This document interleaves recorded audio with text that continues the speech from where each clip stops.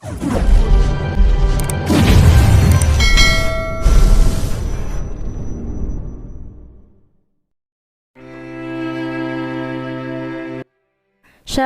POV. I have nothing to explain to you. I tried to look at him without feelings and interest anymore, but shit, I am still affected by his presence. I never thought of seeing him again. Di ako handa sa pagkikita namin ngayon. Bakit ba napakatuso ng tadhana? Please, he pleaded. Pinilit kong tanggalin ang pagkakahawak niya sa braso ko dahil nakikita ko nakatingin ng mga nurse na dumadaan ngayon sa amin. Please din, Romulo. I don't want to see you anymore. Sana klaro sa iyo hindi ko pagpapakita sa iyo na ilang taon. I said habang pilit pa rin tinatanggal ang pagkakahawak niya. Shit! Nasa loob lang ng room sa kung saan kami nakatayong dalawang asawa niya. What if she sees us here? She'll probably think that I'm still after his husband. No, Patricia, please talk to me. Please? I won't let you go unless you'll talk to me. Pinikit ko ang mga mata ko, due to frustration. Ano ba kasing pag-uusapan natin? We have nothing to talk about. We have. Marami. Marami tayong pag-uusapan, please, Patricia. I want to know everything. I looked at his eyes and then to his hand that holds me. I looked at the room ko sa nagpapahingang asawa niya. Rooftop, sabi ko sa kanya. Ayoko may makakita sa amin nag-uusap kaya pinili ko sa rooftop na lang makipag-usap sa kanya. Ayoko ma-misunderstood ng mga tao sa paligid. Tinanggal ko ang kamay niya nakahawak at tumakit na papunta sa rooftop. Pinag-cross ko ang dalawa kong braso sa harap ng dibdib ko, habang sa baba naman ng building namin ako nakatanaw. Ramdam ko naman ang pagtabi niya sa akin. Why did you left? Agad ako napatingin sa kanya dahil sa tanong niya. Diyang tanong na yan ang pinakatangang tanong na narinig ko sa buong buhay ko. Are you serious with that question? Nakakunot ang mga noo kong nakatingin sa kanya. I mean, no. Hindi mo alam? Nakalimutan mo na ba ang nangyari noon kaya kita nagawang iwan? Bigla siya napatahimik dahil sa sinabi ko. Nakatingin lang siya sa malayo pero alam kong nakikinig siya sa akin. Kasi Romulo, shit, bakit may luhang tumulo sa mga mata ko? Simple lang naman ang sagot sa tanong mo. Nasaktan ako, Romulo. Nasaktan dahil sa ginagawa mo sa akin noon. Pinahiran kong luhang kumawalan naman sa mata ko. Naubos ako sa'yo. Nakalimutan kong sarili ko nun dahil sa'yo. Binigay ko naman lahat ng akin, sa'yo. Kasi hodang malaspag ako, binibigay ko pa rin ang sarili ko sa'yo ng paulit-ulit. Dahil naniniwala akong balang araw magkakaanak tayo at magagawa mo na akong mahalin. I'm sorry. I looked at him when I heard him in tears. Akala ko talaga dati na nag-aayos na tayo. Yung nag-iba na ang trato mo sa akin, akala ko yun na yung simula na masaya natin pagkasama. Pero nung umuwi tayo galing sa bakasyon, nakakita ko ng allotment paper sa cabinet mo. You saw that? I looked at him again and wiped the tears in my eyes. Binalik ko rin ang tingin ko sa malayo. Kaya ba nag-iba ang pakikitungo mo sa akin nun? Pinirmahan ko yun at humiling ako sa sarili ko na kahit isang linggo na lang. Kahit isang linggo lang mananatili sa tabi mo pero narinig kong usapan niyo ni Margarita. I looked at him again. Narinig kong usapan ninyo tungkol sa anak ninyo. Patricia, alam mo bang nagtangka ako magpakamatay nun? But I ran away para liyo ang sarili ko sa bahay dahil pakiramdam ko doon ako matatapos. Tumakbo ako papuntang garden. Then Marcos saw me there. He's there when I think of giving up. Inatid niya ako sa bahay natin noon kung saan at kailan mo kami nakita. Sinaktan mo ko ulit at kinulong sa loob ng isang araw kahit alam mo ang nakaraan ko. That was also the time that we lost our first ever baby. At tuluyan na nga akong nagpatakan. Napatakip sa mukha ko dahil dumadami ng luha sa mata ko. I'm sorry. I know he is now crying. I'm sorry. Pero nakapag-isip-isip ako. Maybe God let that happen para magawa kitang iwan dahil sobra na ako nagpakatanga sa'yo. Sa sobrang pagmamahal ko sa'yo, binigay kong lahat ng sa akin at walang tinira para sa sarili ko. I think of the years when I'm still studying to become a neurosurgeon. I chose to love myself again after I left you. Kahit man lang sa pagtupad ng pangarap ko, makabawi ako sa sarili ko and now, I strive to achieve my dream, to become a doctor. Namasukan ako sa maraming establishments for part-time jobs. Bilang ko lang daliri kong oras kung kailan ko natulog ng 8 hours man lang sa isang araw. Sa halos 10 taon kong pag-aaral para lang makagraduate. I looked at him while smiling. A sad smile to be exact. Inisip ko, mabuti nilang sigura't nangyari yon dahil naging ganito ko. I am not happy with the thought na nawalang anak natin, but I'm thinking of it in a positive way na lang. I know my little angel thinks of that too. I became the best version of myself, I think. I smiled with that thought. Ayoko na talagang magpakita sa inyo ni Margarita. Masaya na ako sa buhay ko ngayon at alam ko, masaya na rin kayo sa buhay ninyo. Alam ko si Margarita talagang mahal mo kung kaya't ituloy mo ang pagpapakasal sa kanya. Sila mommy ang namilit sa akin. They were so angry that time. Lalo na ang dad ko na pinakulong ako ng 1 buwan nang malamang na wala ka pati ng anak natin. Nang malaman nilang may anak ako kay Margarita, pinalabas ako ni Papa sa kulungan. Pinilit nila ako ipakasal kay Margarita para sa anak namin. Did your father really put you in jail? Gulat kong tanong dahil tinotoo nga ni Tito ang sinabi niya noon. Not a jail ng katulad sa presinto, but a jail for exclusive people like a room with only a bed and an electric fan. I was shocked with what he confessed. It must be lonely for him that time. I wanted to give that time too, but I think of finding you once na makalabas na ako doon. Another but, again, dahil pinakasal ako kay Margarita para sa anak namin. Nakayuko siya habang nagkukwento. I hope that this would be our last conversation together. I don't want to see you anymore. Biglang sambit ko. He already have a family, Shelo. Pero laking kinagulat ko nang biglaan niyang pagluhod sa harapan ko. Why do you kneel in front of me? Inawakan ko agad siya sa braso para sana patayuin siya, but he hold my hands. I know this is selfishness, but I want you back. Agad nanlaki na sobra ang mga mata ko dahil sa gulat. What? Are you crazy? You have a family now, Romulo. I looked at him na ngayon humihikbi na. Do you still love me, Patricia? He is crying. Mahal ko pa ba siya? Hindi na, di ba? Not anymore, Romulo. Pinilit kong hinila ang kamay ko mula sa pagkakahawak niya. Nagtagumpay naman ako. Nahila ko ang mga kamay ko and by the way, I am not Patricia. I am Shelo now. I hope of not crossing our paths again. And with that, I turned my back and walked away from him. I wiped my tears. I'm afraid that I might think of my feelings and end up loving you again, Romulo. What are you doing here? Tanong ko nang bumungad sa harap ko si Romulo. Paano mo nalaman ang bahay ko? Pero wala ako natanggap na sagot mula sa kanya.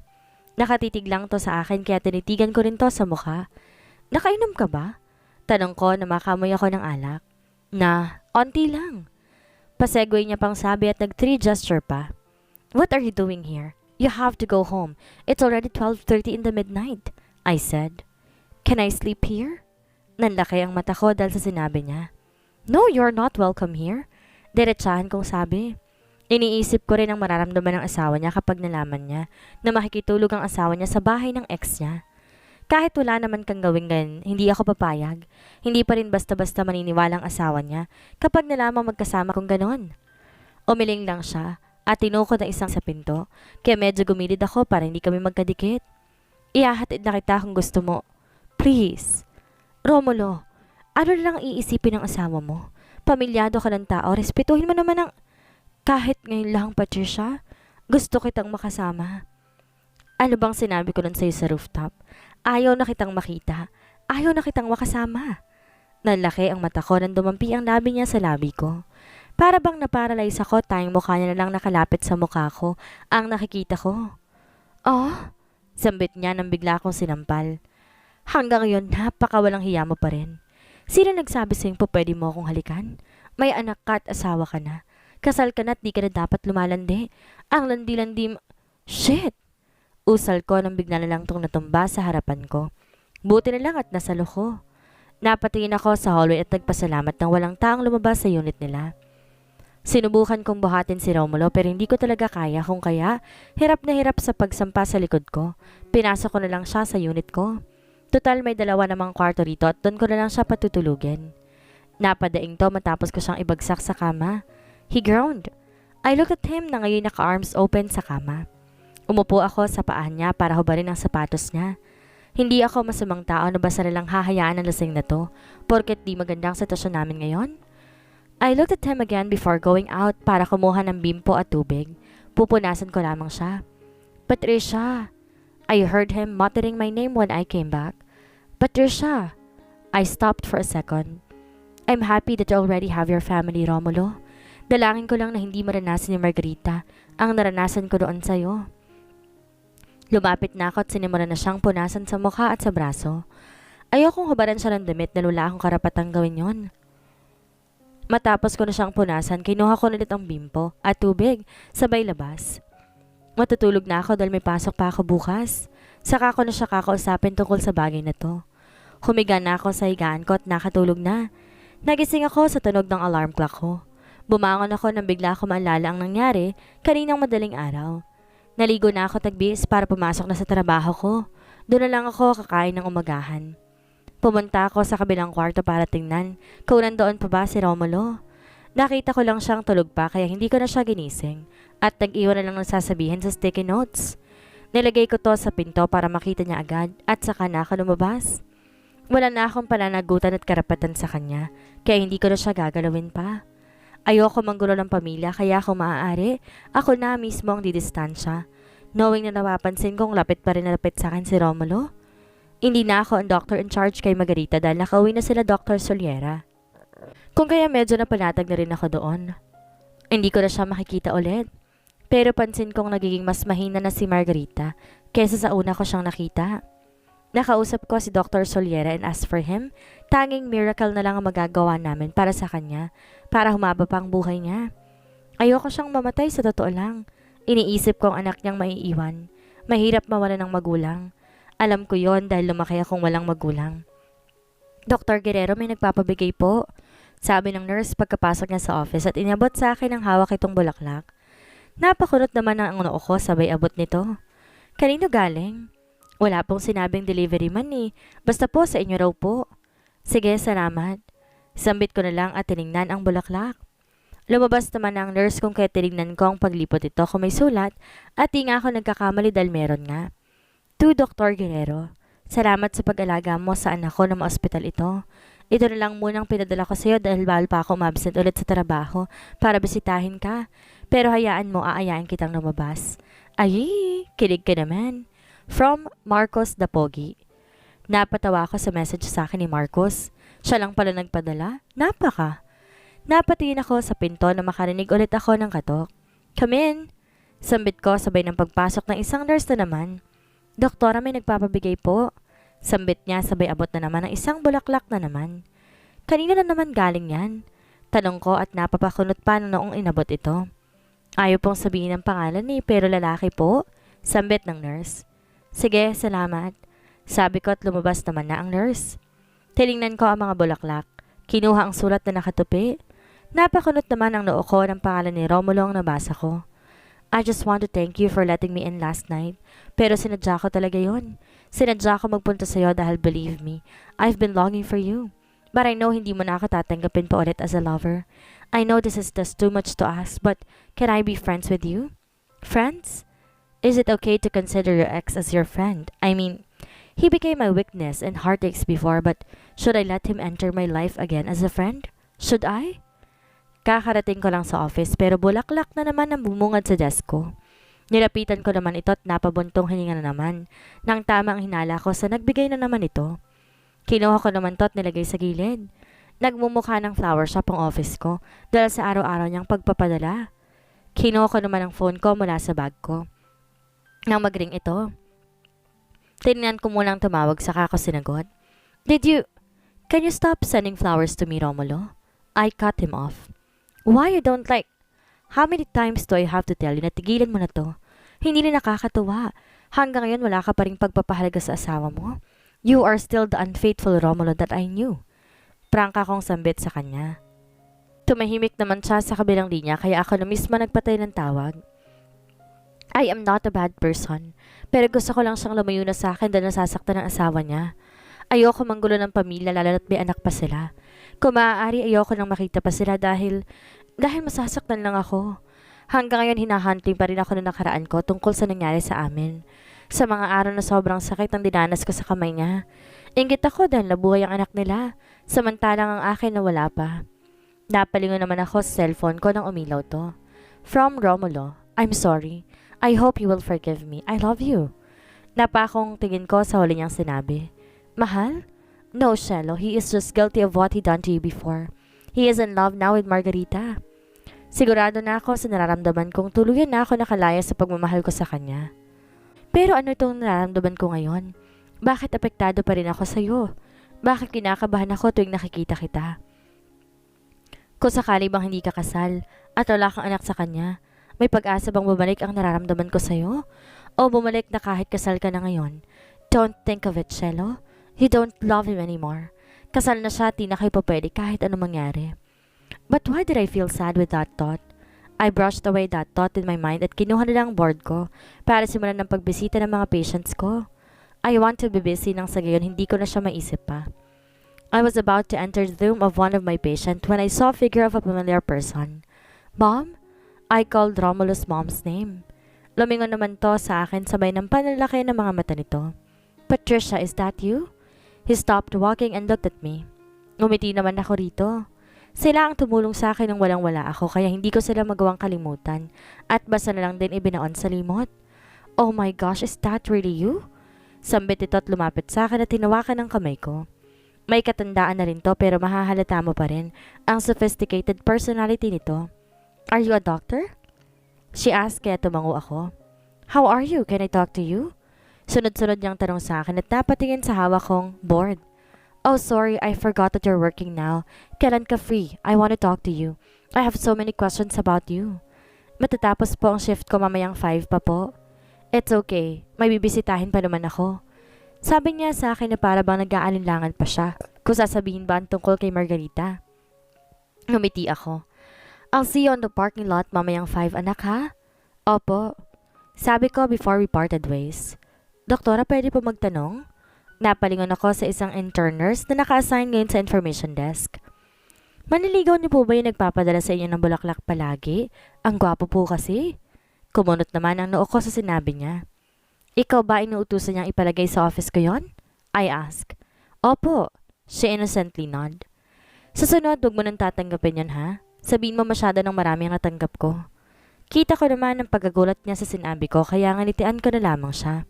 Baka akalain niya galit ako sa kanya. Gaya nga na napag-usapan namin ng mama ni Romulo, bumaba na ako. Sakto naman pababa na rin siya kung kaya't nagkasama kami sa elevator. Do you have a car with you? She asked, that's why I showed to her my key. Opo. Tumango naman siya kung kaya't sumakay na ako sa kotse ko. Sinundan lang ang kotse ng dati kong biyanan. Nag-order na ina ni Romulo pagkapasok namin sa isang Japanese restaurant na malapit lang sa ospital. How are you, Iha? She started the conversation. Doing good po, Mom. Tita, I said. Tumawa naman ito. You can still call me Mom. I'm still your mom na kumupkup sa'yo noon, she said. She's really a good-hearted person. Naging seryoso naman bigla ito. I'm sorry about you and Romulo before. Matagal ka na palang sinasaktan ng anak namin pero hindi mo lang kami nakahalata.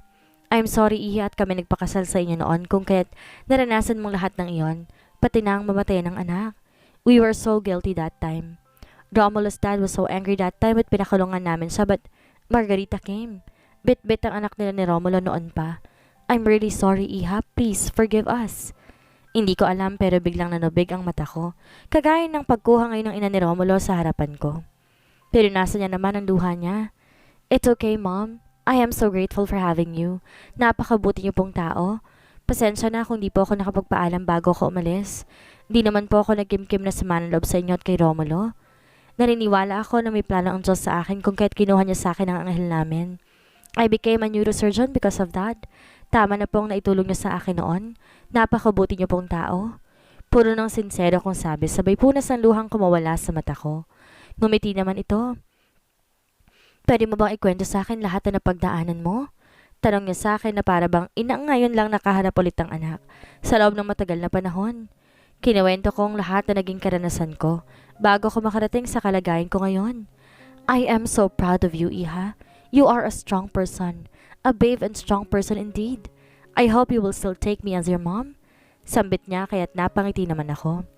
I forgot that there are still people who love me and consider me as their family, even though they are not. Maraming salamat po, Mom, I said. Bisitahin mo naman ang papa mo kapag nagka-oras ka. Sabi niya kaya tumango naman ako. Nakalimutan ko pala silang bisitahin. God really loves me. He gave me people like Romulus' family. I will always be grateful to them. I was busy with the papers of my patients when I heard a knock on my office.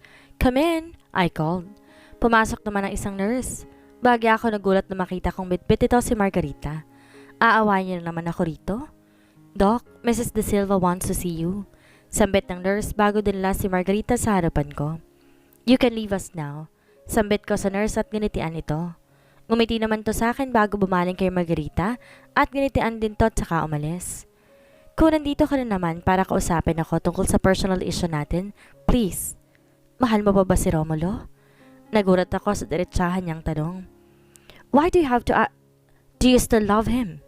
She asked in a serious tone while cutting me off. No. I tried to sound like I was so sure about what I said, but deep inside, it was a question mark for me. I don't really know about how I feel for Romulo, but I was sure that we will never be together again. Nagbaba siya ng tingin sa ballpen na hawak ko at saka ngumiti. Isang malungkot na ngiti. Napakulot naman ang noo ko sa inastangin ni Margarita. I guess this is my karma. I'm sorry. Nagulat ako sa bigla niyang paghingi ng tawad sa akin. I'm sorry dahil ako naging dahilan ng paghihirap mo noon. I'm sorry dahil sa akin nasira ka. I'm sorry dahil sa akin na wala ang anak ninyo Romulo. I'm sorry dahil... Why are you saying sorry now? I cut her off, but she just smiled. A hurtful smile, by the way. I just realized how petty I am, trying to beg for somebody's love, not minding that I was ruining someone's life. Tahimik lang akong nakikinig sa sinasabi niya, pero hindi ko pa rin siya magets. Hindi ko mawari kung bakit siya humingi ng tawad sa akin ngayon. Knowing sukdulan ng galit ito sa akin noong isang araw, I am sorry for being selfish. Patawad dahil nasirang buhay mo nang dahil sa akin. Nanlaki ang mata ko nang bigla siyang lumuhod sa harapan ko. Tumayo naman ako agad at tinawakan siya sa balikat para itayo. Hey! I said at umupo sa upong malapit kay Margarita. Pinanasa naman niyang luha sa mga mata niya. Ngayon ko lang na-realize kung gaano ako kasamang tao. I realize how odious I am for being the cause of someone's suffering. I'm sorry. Umiiyak niyang sambit. Panay-punas naman siya sa kanyang mga luha habang nakayoko. Hindi ko na malayan umiiyak na rin pala ako. Napatingin ako sa kanya na magangat to ng tingin. Alam ko pinuntahan ka ni Romulo sa kondo mo noong isang araw. Nagulat ako dahil sa sinabi niya, but I still remained silent. Alam kong walang nangyari sa amin. Alam kong nagpapadala siya ng mga bulaklak sa'yo. I also know that he's begging for you again. Hindi na ako magtataka kung malalaman niya. Araw-araw pumupunta sa kondo ko si Romulo at araw-araw ko rin siyang itinataboy. Ayoko makasira ng pamilya. Alam ko. Pinapasundan ko si Romulo.